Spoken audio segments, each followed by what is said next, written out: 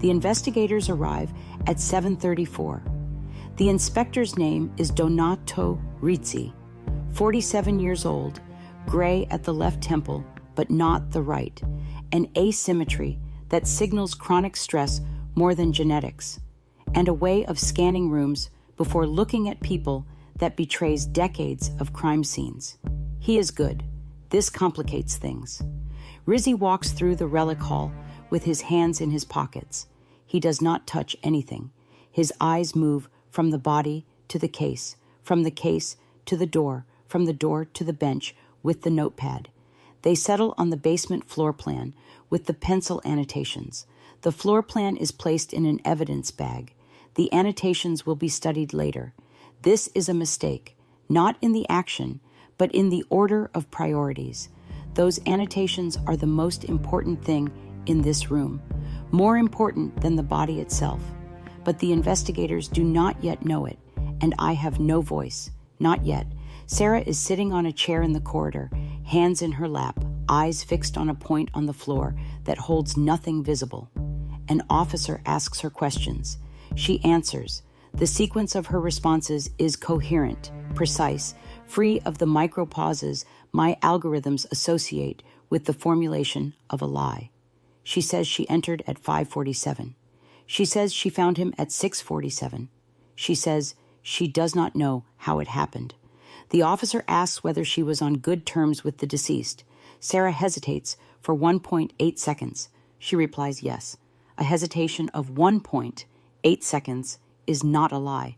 It is the compression of a complex answer into a space too small to hold it. Yes, they were on good terms in the sense that she loved him. No, they were not on good terms in the sense that he kept her at arm's length. Both things true, neither of them sayable in this corridor, with this officer, with Luca's body still on the floor of the hall. When Inspector Rizzi finds the diary, the situation falls with the inevitable geometry of an object in freefall. The diary is written in a dense, angular hand that betrays years of fast writing and faster thinking. The first 50 pages concern restoration work, faith, the miracles. Then Luca's name begins to appear. First, in descriptions of his work, things he said, projects he was pursuing, a technical detail explained with patience, the logic of the systems he commanded with a confidence she found beautiful. Then in prayers to the heart in that case, prayers that asked, not with the words of someone who demands, but of someone who already knows the answer may not come, that he open himself, that he look at her, that he, just once, stop. Inspector Rizzi reads the diary for 17 minutes. When he finishes, he has the expression of a man who believes he is understood.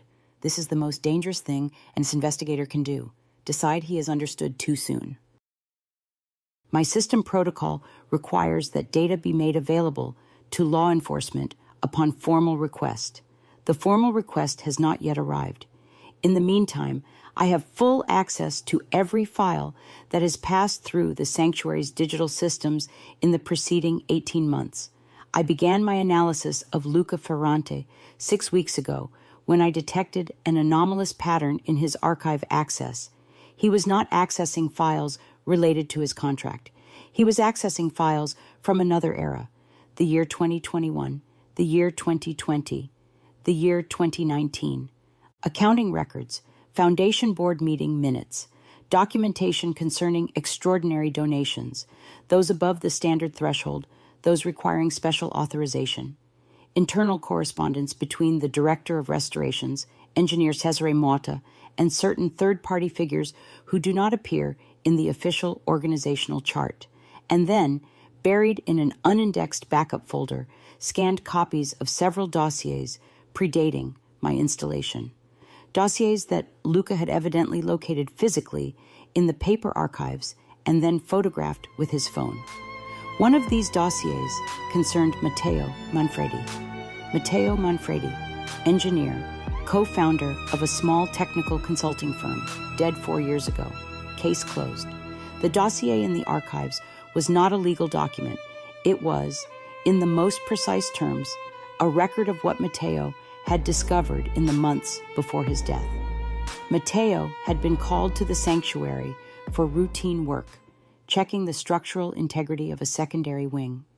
In the course of that work, he had noticed discrepancies between the official floor plans and the actual measurements of certain spaces.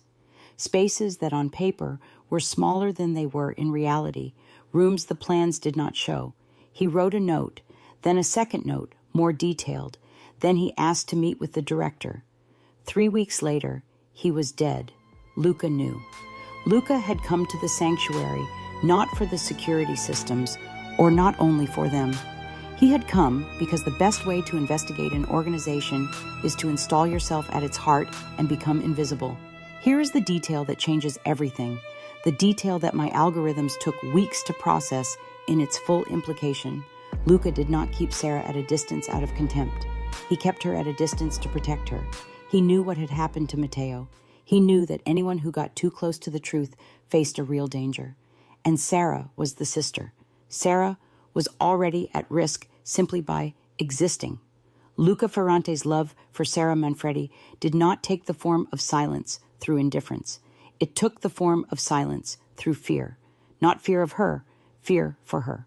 I found this information buried in 3 separate files, including a partial backup of unsent messages from Luca's phone recovered during system calibration 3 weeks ago. Messages written and deleted, never sent. I read them all. I archived them.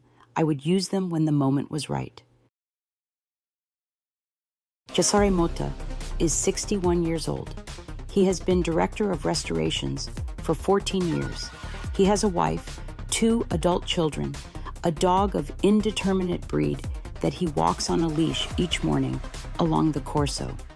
His shoes are always polished. His hands, when he shakes someone else's, hold a second longer than necessary, as though verifying the pressure of the other's grip. He came to the sanctuary that morning at 8:15. He said he was devastated. My audio sensors record a frequency in his vocal tone that does not correspond to devastation. It is too uniform, too controlled. Genuinely devastated people vary. People who simulate devastation try to make it uniform, believing that steadiness looks like dignity. Logged, archived. He told Inspector Rizzi that Sara was unstable. He said he had noticed it for some time. He said the relationship between Sara and Luca had been complicated, that she had become fixated on him, that Luca had tried to keep her at a professional distance. He used the word obsession twice. He used it with the ease of someone who does not need to invent, only to emphasize what is already there. He knew about the diary. He could not have known. It had not yet been made public when he arrived, unless he had been aware of its existence already. I needed 11 seconds to find the answer. The restoration laboratory camera. The previous week, Motta entering during Sara's absence, opening the bottom drawer, leafing through something. 30 seconds. Then he closes it, replaces everything, leaves. He had read the diary. He had already built his defense before there was any need for one. This told me something important. He was not an improviser. He was a planner. And planners do not leave traces of their methods, but they do leave traces of their processes. And I had access to all of his processes.